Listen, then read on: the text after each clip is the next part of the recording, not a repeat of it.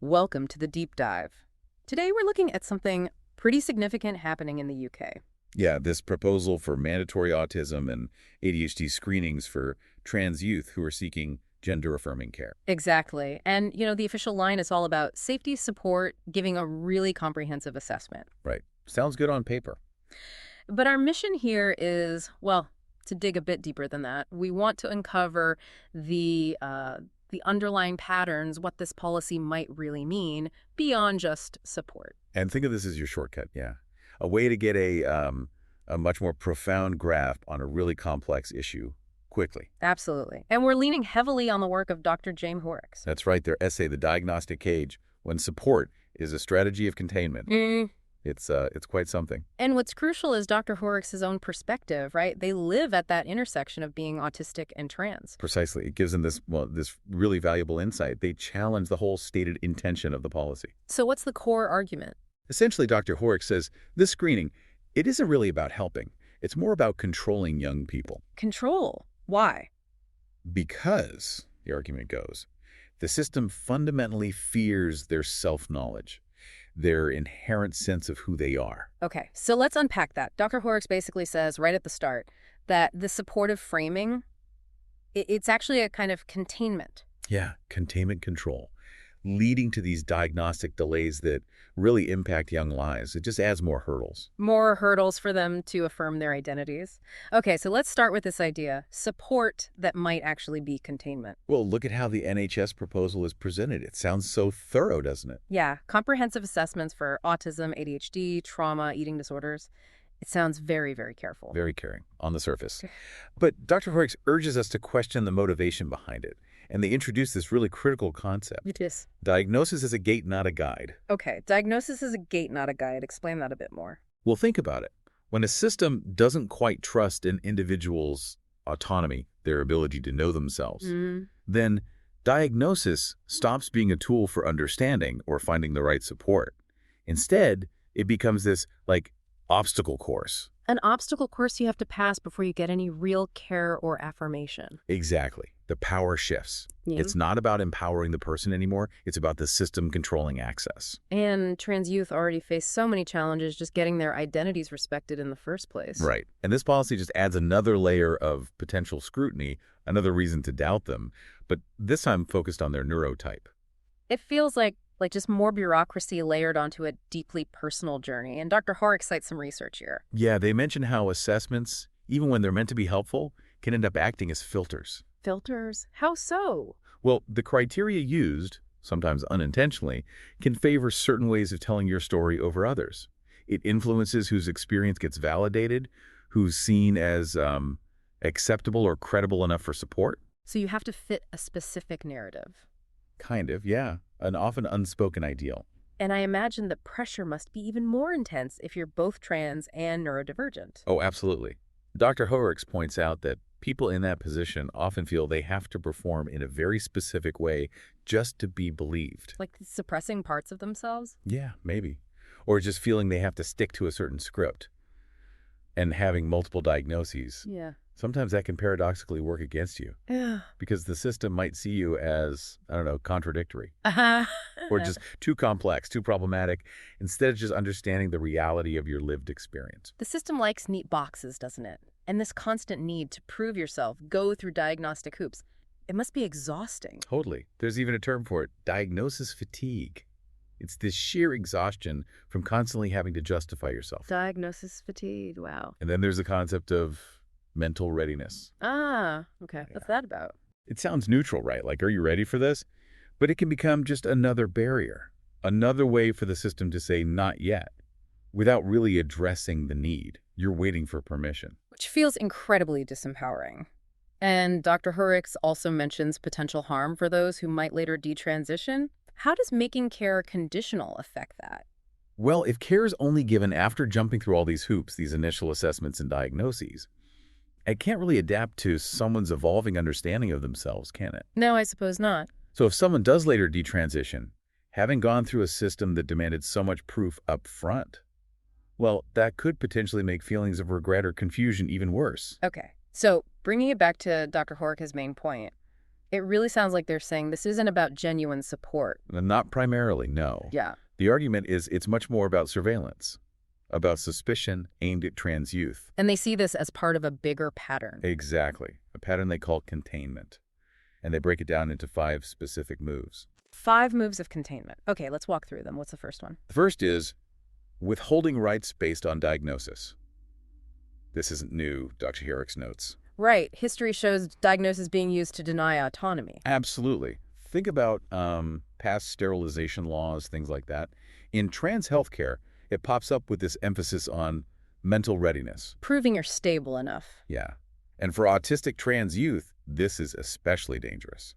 Their autism in itself can become the reason to delay care, to doubt their gender identity. So the diagnosis, instead of helping, becomes the very reason support is withheld. Wow. Okay, what's move number 2? Move 2 is blaming identity for distress. Okay, explain that. It's when trans and neurodivergent young people are basically told implicitly or explicitly that their suffering is just part of who they are. Instead of acknowledging external factors. Exactly. Yeah. Instead of looking at discrimination, lack of acceptance, systemic harm, the focus turns inward. Their distress gets medicalized as confusion or pathology, rather than seeing it as a pretty natural response to a world that constantly questions them. That feels, insidious. It avoids tackling the real societal problems. What's the third move? Third is treating difference as disorder. How does that play out? Well, the simple fact of being both autistic and trans can get pathologized. It's framed as somehow a mistaken way of being, not just a different one. So autistic traits could be misinterpreted. Yes. If someone's affect, their way of communicating doesn't fit the expected norm, clinicians might actually use that to question their understanding of their own gender. It's like a catch-22. You're being assessed for gender, but your neurotype characteristics are used against you in that assessment. Pretty much. It's a tough spot. Okay, what's the fourth move? The fourth one is particularly harsh, I think. It's requiring proof of suffering while denying support. A double bind. A total double bind. You have to show you're distressed enough to need help, but if you seem too distressed, suddenly your judgment is questioned. So you can't win. And autistic trans youth often face even more scrutiny here. Both their autism and their gender become grounds for potentially withholding support. They're basically asked to prove their need to a system that's already kind of primed to doubt them. That sounds incredibly frustrating. Invalidating, even. What's the fifth and final move? The final move Dr. Hoerricks identifies is masking containment as care. Ah, using the language of support. Exactly. Using words like care, concern, thoroughness to disguise what is actually a fundamental mistrust of autonomy, a mistrust of nonconformity. So care becomes a tool for regulation. Yeah, embedding surveillance and doubt right into the process. The focus isn't genuine well-being, it's managing perceived threats. And in the system, Yes. a young person, especially an autistic trans youth who actually knows themselves confidently, they can be seen as the threat. Too much, too different, too resistant to being neatly categorized. So across all 5 moves, diagnosis becomes this tool for discipline, for restriction, for filtering. Right, and Dr. Hoerricks is clear. Yeah. It's not neutral. It's driven by fear, fundamentally. Fear of what? Exactly. Fear of autonomy, fear of people who don't fit the boxes, fear of identities that aren't performed in the expected way. But interestingly, Okay. Dr. Hoerricks argues that the very people living at these intersections, the ones who've always had to explain themselves, they're often the best at spotting this pattern. Which brings us to the next big idea in the analysis. Yeah. This deeper fear driving the pattern, a fear of sovereignty. Exactly. We're moving beyond just the policy details now to something more fundamental. It's the fear of the sovereign individual, the person who can't be easily classified or controlled. That's the idea. And Dr. Hoerricks uses this fascinating archetype, the Kailich. The Kailich. Tell me more. An ancient figure, sort of outside the usual structures of power. Her very existence challenges societal categories, shows them up as constructed. Okay. And how does that connect to autistic trans youth today? Well, Dr. Hoerricks suggests that the autistic trans femme, in particular, embodies a similar kind of disruptive energy. Disruptive not through protests, necessarily. But just by being, by refusing to conform. They don't fit neatly into the system's boxes for gender or for neurotype. And this disruption includes how they experience time, how they present themselves. You mentioned it, chrononormativity. Yeah, that's Jake Pine's concept. It's this unspoken societal expectation that everyone develops and expresses themselves along a predictable, normal timeline. Like hitting certain milestones at certain ages. Right. And that often doesn't map onto the experience of autistic or trans individuals. Their timelines, their ways of expressing themselves, might defy those norms. Mhm. Their journey isn't always linear or predictable. And that unpredictability can be unsettling for systems that value order and, well, legibility. Definitely. So this embodied disruption, as another scholar, Payne calls it, it can lead to them being labeled too complex for care. So the system's limitations get projected onto the individual. That's a key part of the argument. It's not seen as a flaw in the system, but in the person. It's a defense mechanism, really. The system reacts to this unclassifiable presence, not with curiosity, but with more control, which leads to misrecognition, even erasure. But Dr. Hoerricks sees power in this disruption too, right? How do they become knowledge holders? Well, people who exist on the margins often develop a much sharper understanding of the structures that exclude them. A unique perspective. Exactly. Living outside the center gives you insight. So, autistic trans youth, by not fitting the mold, actually hold valuable knowledge about the system's limits and biases. And it's not that they're necessarily less clear about who they are. No, not at all. It might be more that they're less willing or maybe less able to perform according to narrow clinical expectations. Their powers is in that disruption, in opening up new ways to understand identity. They challenge the categories just by existing. Precisely. Okay, this leads to a really interesting point. Why might autistic individuals be particularly good at seeing these patterns of containment? Yeah, Dr. Hoerricks makes a strong case for this. They talk about autistic minds often being, well, wired for pattern. Wired for A pattern. natural tendency to notice repetitions, deviations, inconsistencies, Yeah. things others might just gloss over.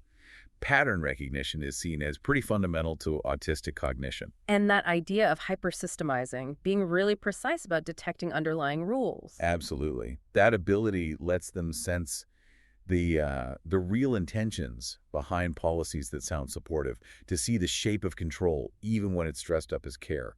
They can often sense the pattern before it fully plays out. Dr. Hoerricks also brought up heightened sensory awareness in autistic people. How does that fit in? That heightened awareness, noticing subtle shifts in tone, feeling unease, sensing when a policy doesn't quite add up, it acts like a signal detector. Detecting inconsistency or threat. Yeah.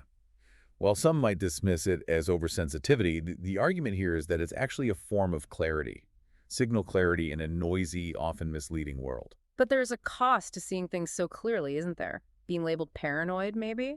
Oh, for sure. That persistent clarity can lead to burnout. The sheer exhaustion of constantly processing inconsistencies can make just participating in the social world draining. Yeah, I can imagine. But Dr. Hoerricks reframes this pattern recognition. It's not just a burden. It's almost a form of prophecy. Prophecy. Seeing what's likely coming because you recognize what's happened before, understanding the loop. So it's not about negativity, it's about perceiving the underlying structures, the real motivations. Exactly. Their minds work in ways that reveal the pattern systems try to hide or smooth over. And that awareness is powerful. It allows them to challenge those systems. Which brings us right back to the core issue Dr. Hoerricks raises, sovereignty. Yes. The argument is that this UK policy, fundamentally, isn't really about diagnosis. It's about challenging self-knowledge. It's about challenging the inherent sovereignty of young people. The core fear isn't about mental health conditions. It's about who gets the legitimate right to define identity. Is it the individual, or does it require external permission? And it's cruel, Dr. Hoerricks says, to frame all this scrutiny as safety or thoroughness. While completely ignoring the deep self-awareness these young people often possess. So what do they need, according to this perspective? It's not more obstacles, not more doubt. It's space, safety, trust. Trust in their own knowing. Precisely. The system, in its drive to categorize and control, seems to fear the young person who stands firm in their identity, who refuses to fit neatly into the prescribed narratives. It fears that sovereignty. Okay, so let's try and wrap this up. Our deep dive today looked at the UK's proposal for mandatory autism and ADHD screening for trans youth seeking care. Right, and while it's presented as support. The analysis from Dr. Hoerricks suggests it might actually function as a form of containment. Driven by a deeper fear, perhaps, of self-determination, of sovereignty. especially for young people who exist outside those neat traditional categories. And we explored how autistic individuals, according to Dr. Hoerricks, might have a unique ability to spot these patterns of containment thanks to that pattern recognition strength. Yeah, being attuned to the underlying structures, the inconsistencies. So hopefully this conversation has given you, our listener, a new lens, whether you follow trans healthcare discussions closely or not. A way to look beyond the surface explanations, to consider how control can sometimes be masked as care. And maybe a final thought to leave you with. Consider how often systems react with suspicion, with more scrutiny, when faced with individuals who just don't fit easily into the boxes. And what does it really take to value and trust individual sovereignty, especially for young people figuring out who they are? Yeah, maybe reflect on that power of recognizing the patterns hidden within policies that seem neutral on the surface. Dr. Hoerricks definitely calls for vigilance, doesn't she? To look past the comforting language and see if control might be the real motive. It's a crucial reminder, definitely. Especially when we're talking about something as fundamental as identity and the support people need.